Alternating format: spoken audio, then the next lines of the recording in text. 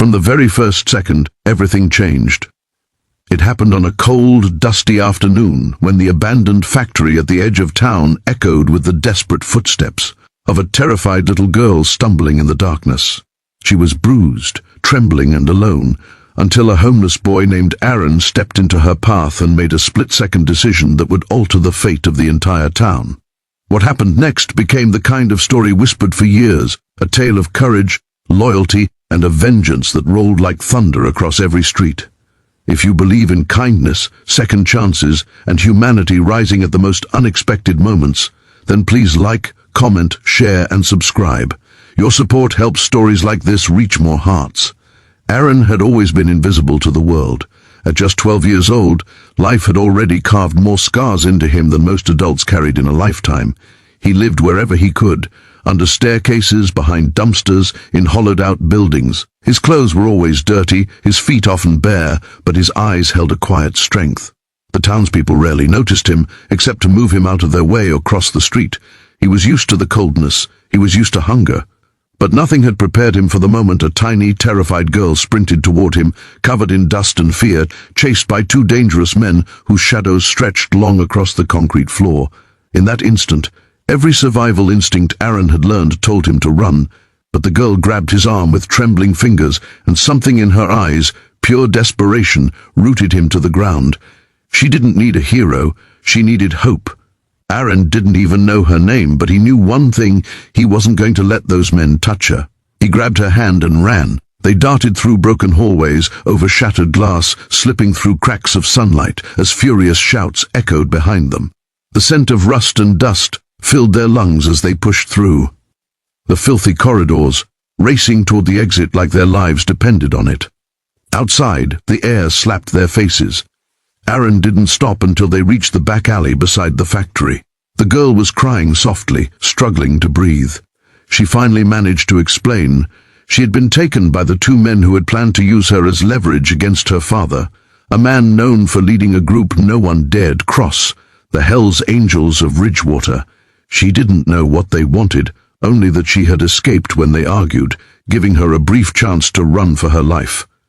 Aaron suddenly realized what kind of danger he had stepped into. These were not simple criminals. This was the kind of trouble that shattered bones and left warnings etched into skin. But he didn't let go of her hand. Aaron led her toward town, keeping to alleys and hidden paths, helping her climb fences and crawl under barriers even though his own legs were burning.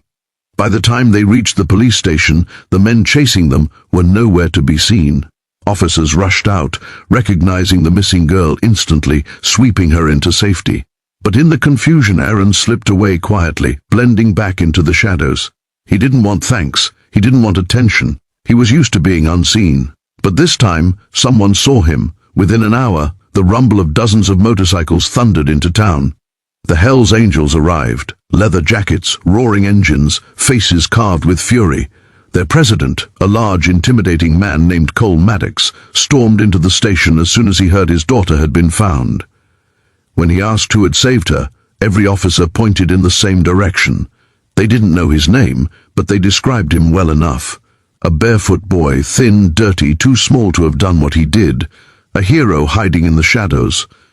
Cole's daughter woke up long enough to whisper, "He saved me."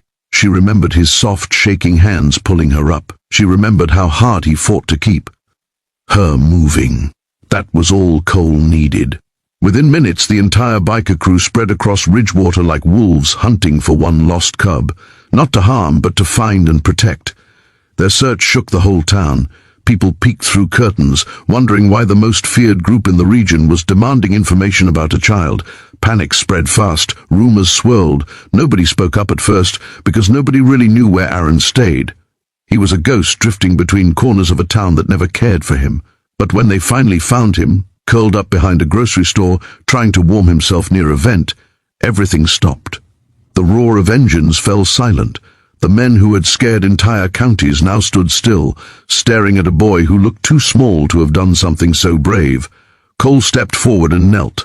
Aaron backed away on instinct, expecting anger or danger.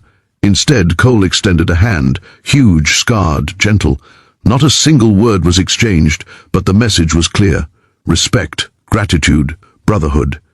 From that day, everything changed for Aaron. The Hell's Angels took him in, fed him, clothed him, and gave him the kind of protection he had never experienced. For the first time in years, he slept in a real bed. He wore clean clothes. He felt warmth, not just from blankets, but from belonging somewhere. And yet he had no idea that the real storm was coming. The men who had kidnapped Cole's daughter didn't disappear. They wanted revenge for losing their leverage, and word spread that they were planning something big. Tension rippled through the town like the tremor before an earthquake. Everyone sensed it. The showdown that was coming would not be quiet, and it would not be small. When the attackers finally returned at night, heavily armed and masked, the angels were ready. The fight that erupted outside the factory, the same place where Aaron had saved the girl, was fierce and explosive, a clash of loyalty and fury. But in that chaos, it was Aaron who noticed one of the men sneaking toward the back entrance, headed straight for the girl who had come to the scene with her father. Without thinking, without hesitating, Aaron charged at him. Just like before, fear didn't stop him. This time, he wasn't alone. The angels rushed in behind him, overwhelming the attackers. By dawn, the town was safe again, shaken but standing. And at the center of it all was the homeless boy who had once been invisible. If this story touched your heart or made you believe in courage, loyalty, or second chances, please like, comment, share, and subscribe. Your support helps these stories reach more people. Before the ending, here's a special request. Comment respect for Aaron if you believe heroes can come from anywhere. In the weeks that followed, Aaron was no longer known as the homeless boy. He became the boy who saved a daughter, the boy who changed a town, the boy who reminded everyone that bravery doesn't come from strength, it comes from heart. And sometimes, the smallest hand can save the biggest world.